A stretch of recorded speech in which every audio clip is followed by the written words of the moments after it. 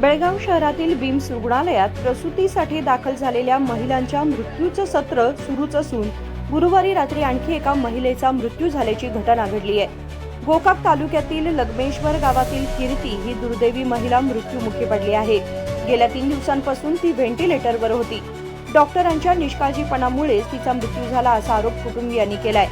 या प्रकरणी APMC police ठाण्यात नोंद करण्यात आली आहे। बिम्सचे डॉक्टर कबूर यांनी सांगितले की कीर्ती ही DIC मुळे मृत्यूमुखी पडली आहे।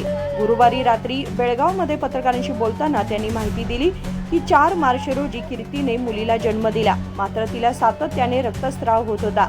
शस्त्रक्रिया करूनही रक्तस्राव थांबला नाही आणि त्यामुळेच तिचा मृत्यू झाला असे त्यांनी सांगितले।